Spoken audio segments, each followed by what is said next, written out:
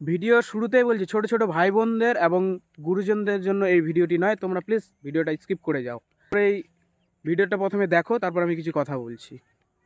যেসব ছেলেরা বলছিস যুব সাথী নেব দিদির আর ভোটটা দেবো পদ্ম ফুলে, তো তোদেরকে বলছি বিয়ে করে আনবি অন্য বাড়ির মেয়েকে আর ফুলসজ্জা করবি বাড়ির বোনের সাথে।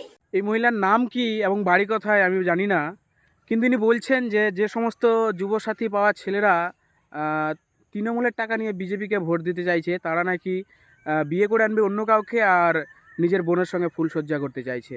তো ভাই বোনের এত সুন্দর সুন্দর সম্পর্কটাকে যখন এইভাবে কলঙ্কিত করা হয়, এই মহিলার কথা শোনার পরে আমার একটাই কথা মাথায় আসছে, নিশ্চয়ই এই মহিলার জন্ম হয়েছে কোনো জিহাদির খাটে, আর না হয়তো এইখানে, আর না হলে এইখানে হয়েছে।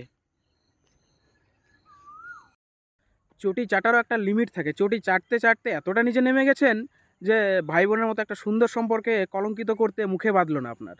আমি মাননীয় মুখ্যমন্ত্রীর কাছে আবেদন করব যে আপনি খুব শীঘ্রই একটা চাটনশ্রী প্রকল্প শুরু করুন, যাতে এই এরকম মহিলারা সেই প্রকল্পের সুবিধায় আসতে পারে।